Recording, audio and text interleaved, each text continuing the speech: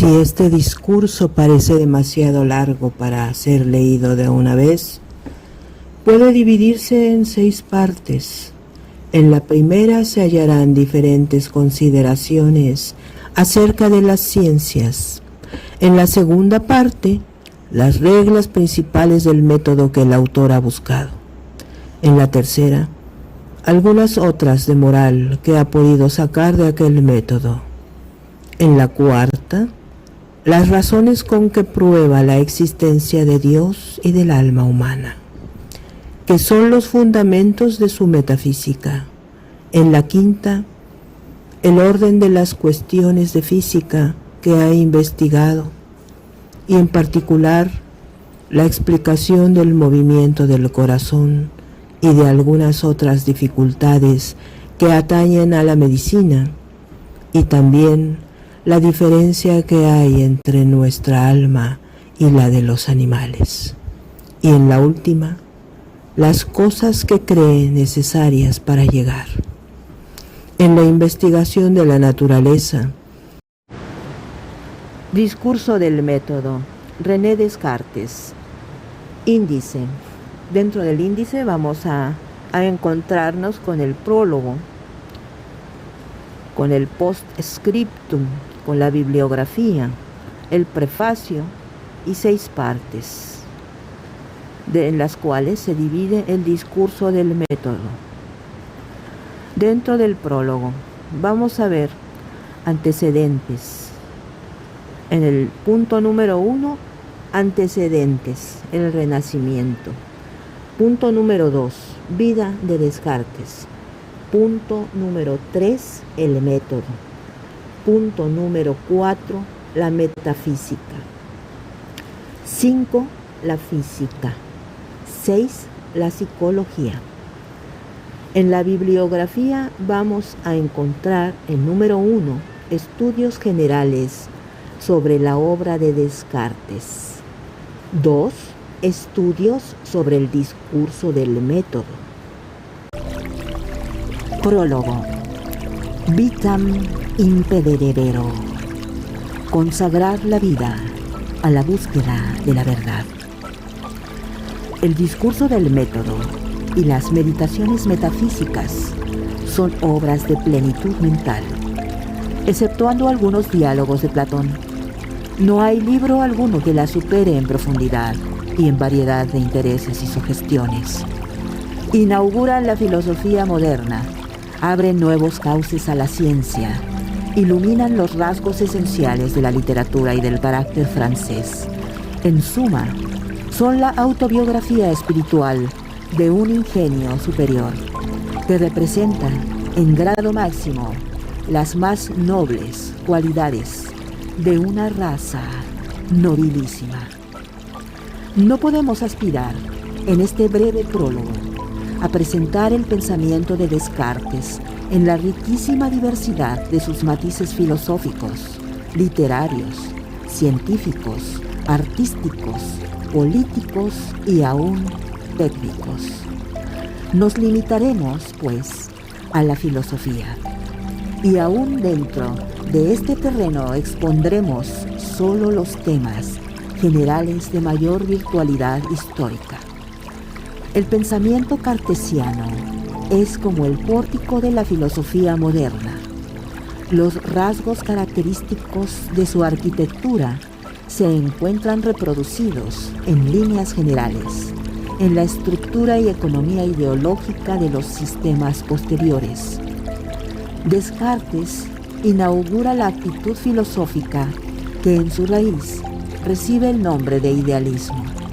Desde entonces, el idealismo domina sobre todo el pensamiento moderno. El grupo de problemas que, derivados de esa actitud, propone Descartes a la reflexión filosófica ocupará los espíritus durante más de un siglo. El nuevo conjunto de cuestiones con que Kant sustituye a los problemas propiamente cartesianos se deriva, aunque en otra modalidad, de la actitud idealista fundamental. Puede decirse, por consiguiente, que el impulso y la dirección dados por Descartes a la filosofía llenan 3 siglos de pensar humano, Solo hoy comienza la filosofía a vivir la posibilidad, la necesidad y el esfuerzo de superar el punto de vista del idealismo. La historia de la filosofía no es, como muchos creen, una confusa y desconcertante sucesión de doctrinas u opiniones heterogéneas, sino una continuidad real de superaciones históricas necesarias. 1. Antecedentes. El Renacimiento. La gran dificultad que se le presenta al historiador del cartesianismo es la de encontrar el entronque de Descartes con la filosofía precedente. No es bastante, claro está, señalar literales coincidencias entre Descartes y San Anselmo, ni hacer notar minuciosamente que ha habido en los siglos XV y XVI tales o cuales filósofos que han dudado y hasta elogiado la duda, o que han hecho de la razón natural el criterio de la verdad, o que han escrito sobre el método, o que han encomiado las matemáticas. Nada de eso es antecedente histórico profundo, sino a lo sumo concordancias de poca monta, superficiales, externas, verbales. En realidad, Descartes, como dice Hamelin, parece venir inmediatamente después de los antiguos. Pero entre Descartes y la escolástica hay un hecho cultural, no solo científico, de importancia incalculable: el Renacimiento. Ahora bien, el Renacimiento está en todas partes más y mejor representado que en la filosofía. Está eminentemente expreso en los artistas, en los poetas, en los científicos, en los teólogos, en Leonardo da Vinci, en Ronsard, en Galileo, en Lutero, en el espíritu, en suma, que orea con un nuevo aliento las fuerzas todas de la producción humana. A este espíritu renacentista hay que referir inmediatamente la filosofía cartesiana. Descartes es el primer filósofo del Renacimiento. La Edad Media no ha sido, como muchos creen, una época bárbara y oscura. En el juicio vulgar sobre ese período hay un error de perspectiva, o mejor dicho, un error de visión, que proviene de la gran fogata del Renacimiento, que ciega y deslumbra, impidiendo ver bien lo que queda allende la llamarada. El Renacimiento es una época de crisis, es decir, época en que las convicciones vitales de los siglos anteriores se resquebrajan, cesan de regir, dejan de ser creídas. El quebrantamiento de la unidad religiosa, el descubrimiento de la tierra, la nueva concepción del sistema solar, la admiración por el arte, la vida y la filosofía de los antiguos, los intentos reiterados de desenvolver una sensibilidad nueva en la producción artística, poética, científica, son otros tantos síntomas inequívocos de la gran crisis por que atraviesa la cultura europea.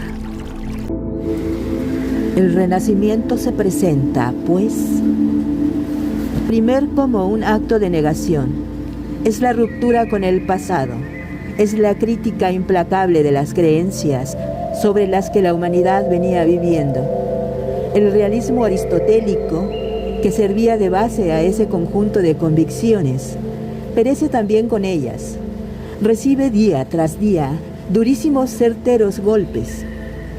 El hombre del Renacimiento se queda entonces sin filosofía, mas el hombre no puede vivir sin filosofía, porque cuando le falta una convicción básica en qué apoyar las plantas, siéntese perdido y como náufrago en el piélago de la incertidumbre.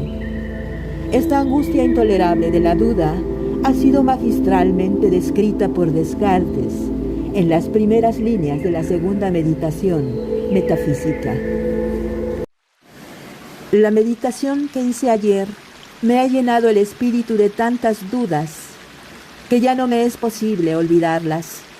Y sin embargo, no veo de qué manera voy a poder resolverlas. Y como si de pronto hubiese caído en unas aguas profundísimas, me quedo tan sorprendido que ni puedo afirmar los pies en el fondo, ni nadar para mantenerme sobre la superficie. Haré un esfuerzo, sin embargo, y seguiré por el mismo camino que ayer emprendí, alejándome de todo aquello en que pueda imaginar la menor duda, como si supiese que es absolutamente falso, y continuaré siempre por ese camino hasta que encuentre algo que sea cierto, o por lo menos, si otra cosa no puedo, hasta que haya averiguado con certeza que nada hay cierto en el mundo. Arquímedes, para levantar la tierra y transportarla a otro lugar, pedía solamente un punto de apoyo firme e inmóvil. También tendré yo derecho a concebir grandes esperanzas si tengo la fortuna de hallar solo una cosa que sea cierta e indudable. Así el Renacimiento es, por una parte, la negación de todo el pasado filosófico, mas por otra parte es también el angustioso afán de encontrar un nuevo punto de apoyo, capaz de salvar al hombre, a la cultura, del gran naufragio. Descartes satisface este afán de salvación. Descartes descubre la base firme e inmóvil para un nuevo filosofar.